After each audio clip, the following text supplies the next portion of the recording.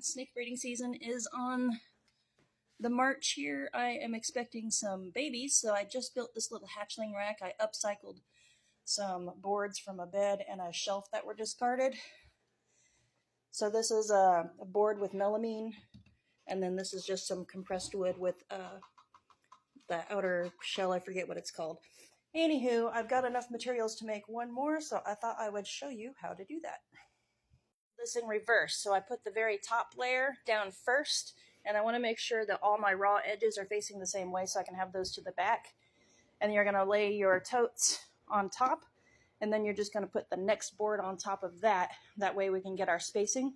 I have left the lids on these so that there's just a tiny bit of gap to make it easy to slide out once we take those lids off. And that way it's not too tight.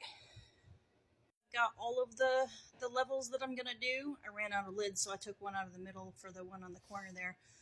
And now it's just trying to get the sides level before I get it all screwed together so that they're all even. So I've just got, a straight board, and I'm just gonna press it onto each side to make sure everything is level before I screw anything in.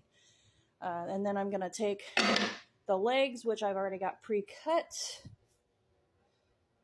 I want to make sure the raw edges are facing the same way.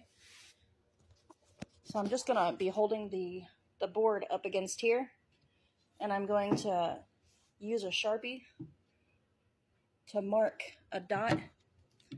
And sorry, I've only got two hands in the center of each of these little boards here, and I'm going to drill the little holes in here to get it. Sorry, in the board on this side. I'll have two on each. To get it started, so it's easier to drill through, because this is like compressed wood, so it's very hard to get a screw through it. So I'm going to drill it first and then screw it on.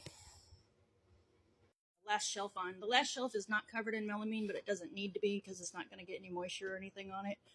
And it's a bit wider than the rest of it, because what I plan on doing is taking that piece of wood from before and screwing it back here. It's going to go underneath here like that, and it's going to keep at least this middle row from being pushed too far, because I don't know how many snakes I've had that escaped because if there's no back on here, you push the tote in too far. And then I've got some little pieces of this type of wood as well to screw for the sides to keep it from getting pushed too far. Anyway, I actually got two of this long one, so I might do two on the end and then do some smaller ones in the middle. Anyway, we'll see how it goes. So as you can see, I've got one of the legs on here, so I pre-drilled the holes. I got the screws started, and then I just stuck them up here and screwed them in. For some reason, these didn't stay lined up properly, so I took the screws back out, and I will try again on drilling the holes and getting the screws in there.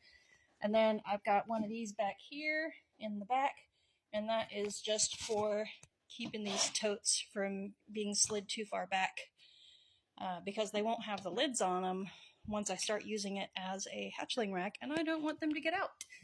Anywho, I still have another leg on each side to put on here, but you get the general idea on how to get those put together, so it's pretty easy. If you have a saw and a drill, you can do this job. Thanks for watching. Have a great day.